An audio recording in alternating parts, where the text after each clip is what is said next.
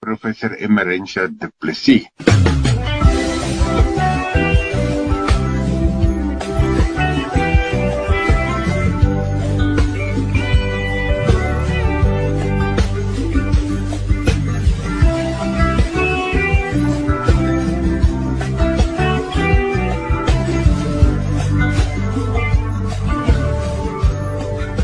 Professor Emerentia Du Plessis van die Skool van Verpleegkunde aan die Noordwes Universiteit lig op deernisvolle teenwoordigheid.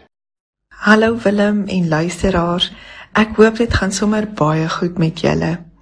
Verlede week het ek saam met 'n groep fisiologie studente en hulle dosent besoek afgelê by 'n instelling vir mense wat psigiatriese sorg ontvang. Dit was deel van 'n bewusmakingsdag oor geestesgesondheid. Die idee was eenvoudig, maar diep betekenisvol, om die verband tussen liggaamlike gesondheid en geestesgesondheid te wys. Die studente het die pasiënte se bloeddruk en bloedsuiker gemeet en vertel van die belangrikheid van liggaamlike gesondheid.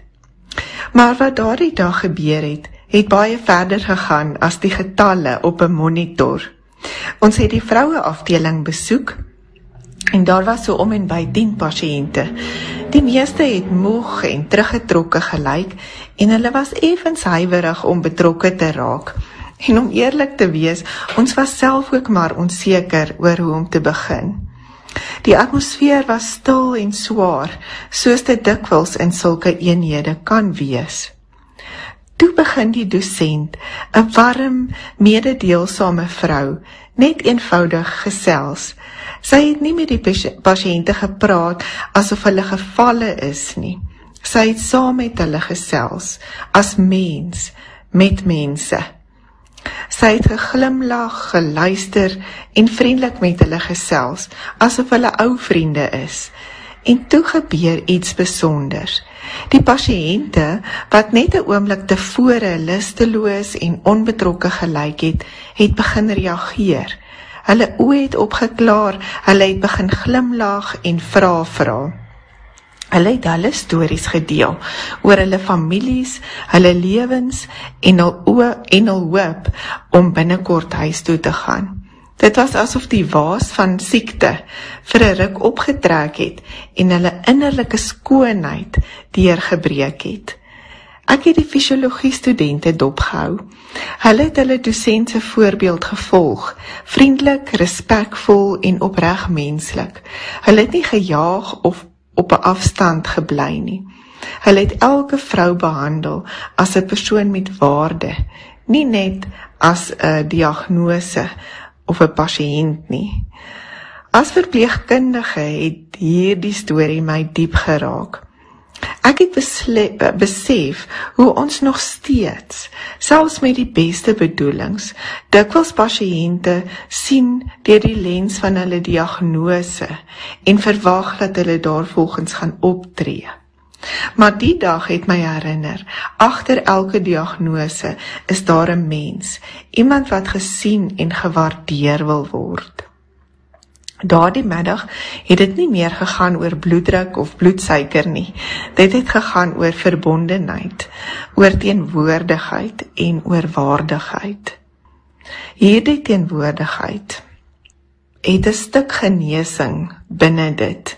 En ek het besef, teenwoordigheid of genesing gaan nie net oor medisyne nie, maar dit begin met teenwoordigheid. Die soort teenwoordigheid wat sê, ek sien jou raak en jy maak baie saak.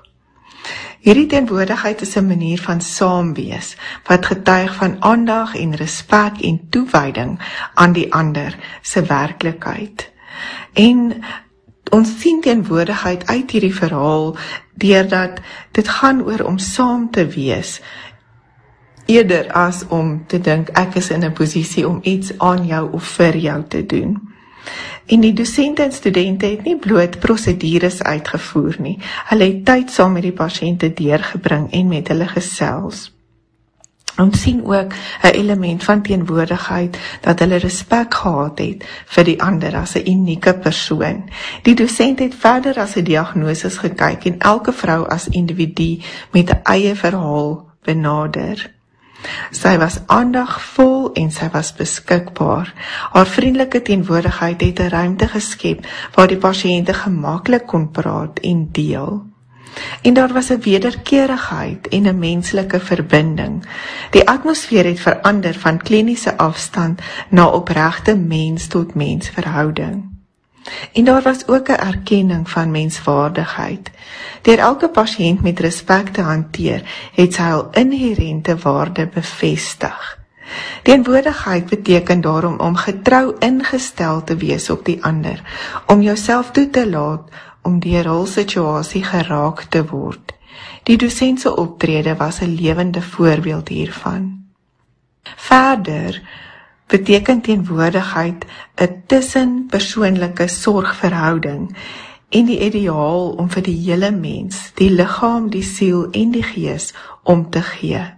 En ons het hierdie element gesien deurdat die dosent uit haar waardestelsel van menslikheid opgetree het. Haar vriendelikheid en aanvaarding het 'n diep menslikheid weerspieël. Haar optrede het verder geloof en hoop gekweek. Deur haar opregtheid het sy by die pasiënte 'n gevoel van hoop gekweek. Hulle het begin praat oor hul toekoms en om huis toe te gaan. Haar teenwoordigheid help ons ook herinner dat teenwoordigheid 'n sensitiwiteit vir die self en die ander ontwikkel. Die studente het haar voorbeeld gevolg en empatie en warmte getoon. Sy het helpende, vertrouende verhoudings gebou deur eerlike gesprek en so het vertroue ontstaan. Haar optrede het ook ruimte gelaat vir emosionele uitdrukking. Die pasiënte kon openlik oor hulle gevoelens en ervarings praat. Verder het haar teenwoordigheid gehelp dat die pasiënte se waardigheid behou word.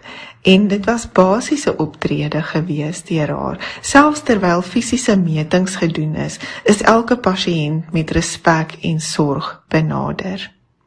En baie belangrik, hulle eksistensiële en geestelike dimensie is beklemtoon, selfs al het ons nie oor geestelike aspekte gepraat nie, maar haar benadering het dieper menslike behoeftes, soos sin en betekenis en om te behoort aan 'n groep, raak gesien. En dit was baie diep waardevol en treffend. Hierdie nadink oor teenwoordigheid wys hoe teenwoordigheid en sorg saamvloei. Teenwoordigheid skep die ruimte van verhouding om by iemand te wees en nie net iets aan hulle te doen nie. En sorg bring die etiese en emosionele diepte van liefde, respek en medelee in aksie. Saam maak teenwoordigheid en sorg genesende ontmoetings moontlik, oomblikke waar menswaardigheid herstel word en waar beide die pasiënt en die versorger verander word. Mag jy in hierdie komende week oomblikke van teenwoordigheid beleef. Het sy jy teenwoordigheid uitleef of dit raak sien in iemand anders of ervaar dat iemand teenwoordig is by jou. En dankie ook vir jou teenwoordigheid om na my verhaal te luister. Saam maak ons 'n verskil in die wêreld. Baie groete tot 'n volgende keer. Mooi bly.